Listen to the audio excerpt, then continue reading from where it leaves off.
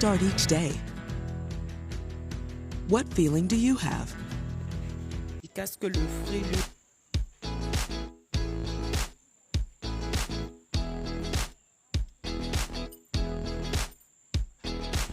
Here, when Baringa had come to meet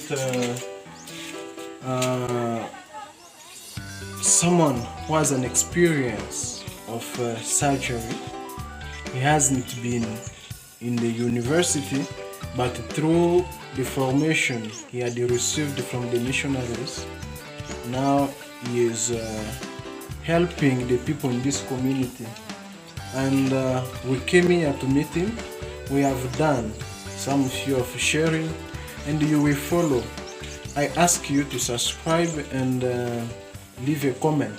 If you have something to help these people, please do it, and you will be blessed. Thank you.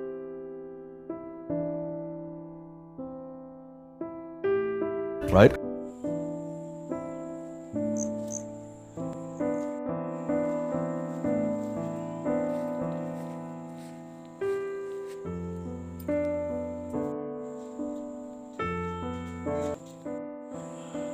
Bonjour Papa Philippe. Bonjour.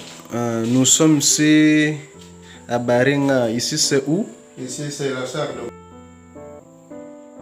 d'opération. Et puis si on entre ici, on trouve premièrement la salle où on fait des opérations minières, la circoncision, des ablations, des kystes. Et puis ici, à l'intérieur, c'est le changement de vêtements. Et quand on lave les mains, cet hôpital a été créé depuis 1926 avec le médecin Dr White, c'est un anglais. Donc ici, à l'intérieur, c'est la salle d'opération. Ok. C'est la salle d'opération, là on fait les chirurgies majeures. Est-ce que vous pouvez nous orienter un peu à l'intérieur, s'il vous plaît? C'est ici qu'on peut mettre les malades pour l'intervention majeure. Et puis tout ce que vous voyez ici, ça c'est des tambours de l'autre table opératoire. Les matériaux, on n'a pas encore ouvert aussi. Se trouve serrés dans le tambour. S'il vous plaît, Papa Philippe, est-ce que vous pouvez nous dire un peu d'histoire de cet hôpital? Je peux vous dire, cet hôpital a été commencé par des missionnaires anglais, surtout depuis 1926. Donc, à l'époque, les anciens missionnaires ont trouvé beaucoup de difficultés en ce qui concerne des maladies telles que malaria et trypanosomiase. Ici, on avait trouvé beaucoup de morts à cause de la trypanosomiase, et donc l'hôpital était avant tout à Ikao, à Basankusu, de 5 km, de l'hôpital de l'État. Et l'ancien missionnaire qui était ici, M. Skert, a décidé de demander que cet hôpital vienne ici parce qu'il y avait des mortalités de la population. Donc, on avait discuté avec le gouverneur Léo Pétillon à l'époque parce que nous étions colonisés par des Berses pour qu'ils puissent décider de transférer cet hôpital de Iko à Baringa pour l'aide humanitaire. Qui va nous arriver subitement.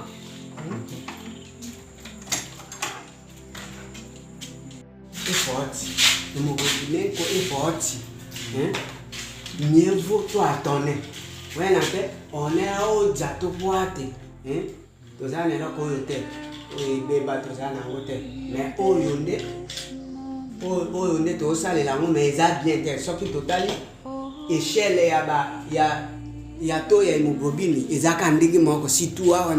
one is the same. Look at it, just the same. We can't see the blood well. We have been informed, but we don't have this equipment. This one is not good. Look at here. We don't have equipment. It's not good.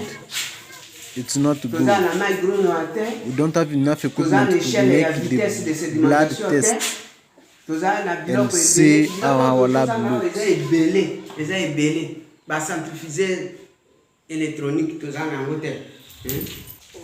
Back to the wise man, Papa Philippe. Je m'appelle Bassomba Philippe Ouengulu. J'ai fait mes études médicales à Pimou. Donc, j'ai débuté mon travail à Baringa, à l'hôpital de Baringa, depuis 1972, au temps du docteur Courgène et l'assistant médical Elinga Samuel et ses collègues Lokelampela et Bonga Samuel.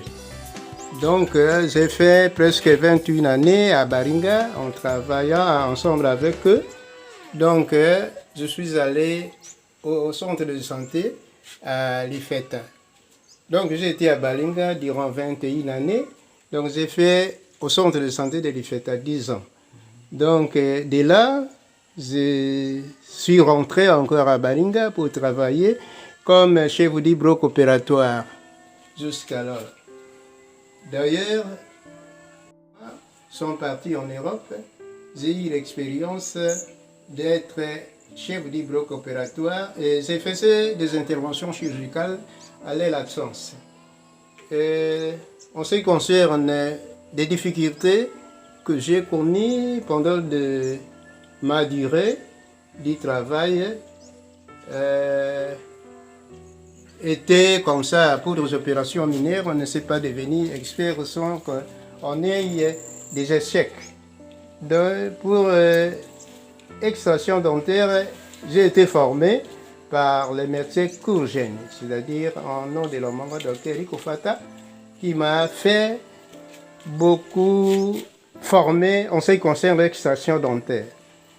Donc, si c'était très difficile aussi, une fois arraché la dent, il y a un saignement et il m'a dit il ne faut pas compter seulement pour les coagulants, il faut faire des sutures pour trahir les saignements, ou bien arrêter les saignements. Donc, et de savoir aussi si un malade ou bien un patient vient chez vous vous dire que j'ai des caries dentaires, il ne faut pas précipiter de l'enlever parce qu'il y a beaucoup de complications qui arrivent après l'extraction dentaire. Donc, si c'est comme ça, il faut dire à ce malade de passer par les antibiotiques et les anti-inflammatoires et puis on peut faire l'extraction après. Les opérations que nous avons trouvé beaucoup de difficultés étaient l'occlusion intestinale, l'hernie étranglée, les grossesses ectopiques et d'autres choses qui nous arrivent ici à l'hôpital tardivement.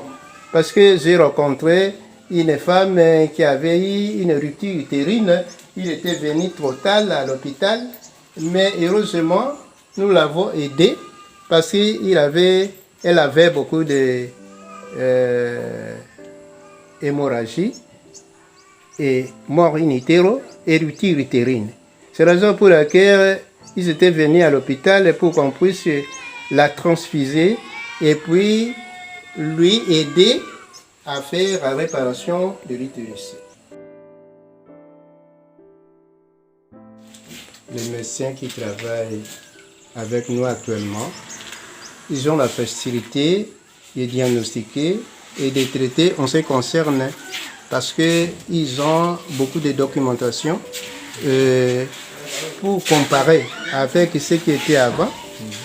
On peut dire que ce qui était avant avait beaucoup de difficultés parce qu'ils n'avaient pas des appareils. Il n'y avait pas d'appareil. Et ils étaient formés pour autre chose comme Avant tout, nous avons eu des hydrocèles, des hernies et tremblés pour différencier. C'était très difficile pendant le temps. Et ils ont eu aussi des gens qui étaient venus avec calcul vésical. Mais c'était très difficile. Ouais. Pour ce temps-là, on devrait quand même sonder avec sonde béniquée pour qu'on puisse savoir qu'il y a des calculs vésicales et puis enlever facilement. Mais pour le moment, je peux dire qu'il y a beaucoup d'appareils qu'on peut voir et savoir qu'il y a des vessies et des calculs vésicales et c'est très facile à les enlever parce que la science s'évolue. En ce qui concerne des maladies qui sont passées avant, les traitements étaient aussi difficiles, mais quand même, ils avaient beaucoup de médicaments ou de drogues qui ont rendu heureux aux anciens malades. À ce qui concerne le paiement, Papa Philippe, est-ce que vraiment les gens de la santé sont mieux payés aujourd'hui ou notre État, notre gouvernement doit faire quelque chose pour les agents de la santé? Je peux dire que pour les agents de la santé, ils ne sont pas vraiment bien payés parce qu'il y a beaucoup de difficultés en ce qui concerne le frais pécuniel. Pour cela, je peux dire qu'il y a beaucoup de gens qui ont eu des matricules et jusqu'alors ils n'ont pas eu leur rémunération. Pour ceux qui ont eu des rémunérations, il y a des retards aussi pour les paiements. Pour le financement, on peut dire le frein local, on n'a pas beaucoup de malades qui payent suffisamment et on a beaucoup de difficultés pour être le paiement à la fin du mois. Papa Philippe, je vois tout près de vous un agent de la santé. Est-ce qu'on peut avoir un mot ou conseil que vous pouvez lui donner à ce qui concerne la médecine?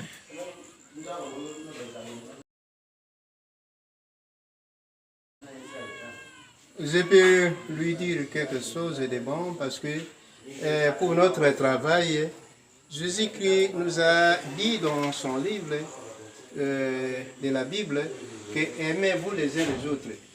Donc quand je ne travaille pas seul au bloc opératoire, je travaille avec Alain Lomboto.